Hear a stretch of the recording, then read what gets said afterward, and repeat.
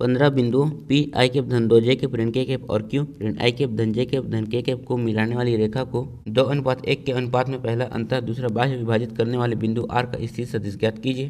तो बिंदु are in दोनों बिंदुओं को मिलाने वाली रेखा को अंतः और बाह्य 2:1 में विभाजित करती है। तो हमें इसमें इस बिंदु आर का स्थिर सदिश ज्ञात करना है, मतलब हमें इसमें सदिश ओ आर का मान ज्ञात करना है।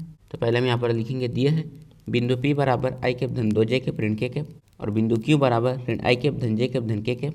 तो हम पहला अंतः मतलब जब ये बिंदु R इन बिंदुओं को मिलाने वाली रेखा को 2:1 में अंतः विभाजित करती है तो हम इस बिंदु R का स्थिर सदिश ज्ञात करेंगे। तो यहाँ पर यह है रेखा, जहाँ पर यह है बिंदु P और इसके निर्देशांक है आई कैप धन 2 जे कैप ऋण के कैप, और यहाँ पर यह है बिंदु Q जहाँ पर इसके निर्देशांक है ऋण आई कैप धन जे कैप धन के कैप, और यहाँ पर यह है बिंदु R जो इस रेखा को 2:1 में विभाजित करती है। तो हम इसका स्थिर सदिश ज्ञात करेंगे, मतलब हम इसमें सदिश ओ आर ज्ञात करेंगे। तो उसके लिए हम सबसे पहले इसका इसमें गुणा करेंगे। तो यहाँ पर आ जाएगा 2 गुणा ऋण आई कैप धन जे कैप धन के कैप धन इसका इसमें गुणा, यहाँ पर आ जाएगा 1 गुणा आई कैप धन 2 जे कैप ऋण के कैप बटे हम 2 में 1 जोड़ेंगे। तो यहाँ पर आ जाएगा 2 धन 1, फिर यहाँ पर सदिश ओ आर बराबर हम 2 का इसमें गुणा करेंगे। तो यहाँ पर आ जाएगा ऋण 2 आई कैप धन 2 जे कैप धन 2 के कैप, फिर 1 का इसमें गुणा। तो यहाँ पर आ जाएगा आई कैप धन 2 जे कैप ऋण के कैप बटे हम इसे जोड़ेंगे। तो यहाँ पर आ जाएगा 3।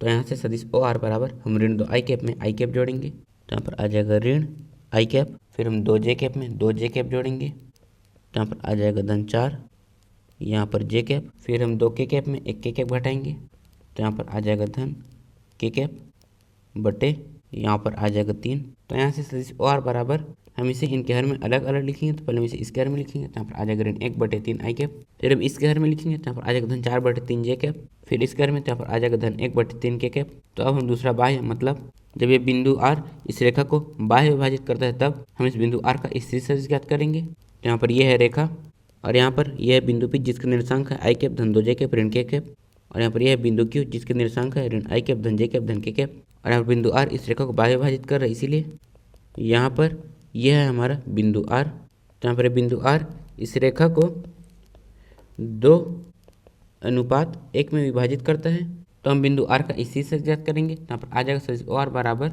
यहाँ पर हम 2 का इसमें गुणा करेंगे। तो यहाँ पर आ जाएगा 2 गुणा ऋण आई कैप धन जे कैप धन के कैप, और यहाँ पर बिंदु आर रेखा को बाह्य विभाजित कर रहा है, इसलिए यहाँ पर आ जाएगा ऋण, फिर हम 1 का इसमें गुणा करेंगे। तो यहाँ पर आ जाएगा 1 गुणा आई कैप धन 2 जे कैप ऋण के कैप बटे यहाँ पर बिंदु आर बाह्य विभाजित कर रहा है, इसलिए हम 2 में 1 घटाएंगे। तो यहाँ पर आ जाएगा 2 ऋण 1। तो यहाँ सदिश ओ आर बराबर हम 2 का इसमें गुणा करेंगे। तो यहाँ पर आ जाएगा ऋण 2 आई कैप धन 2 जे कैप धन 2 के कैप, फिर ऋण 1 का इसमें गुणा। तो यहाँ पर आ जाएगा ऋण आई कैप ऋण 2 जे कैप धन के कैप बटे हम 2 में 1 घटाएंगे। तो यहाँ पर आ जाएगा 1, फिर यहाँ पर सदिश ओ आर बराबर फिर हम ऋण 2 आई कैप में आई कैप घटाएंगे। तो यहाँ पर आ जाएगा ऋण 3 आई कैप, फिर हम इसमें इसे घटाएंगे तो इससे 1 कट जाएगा तो बचेगा 0 जे कैप, और अगर हम इसे नहीं लिखेंगे तो भी चलेगा।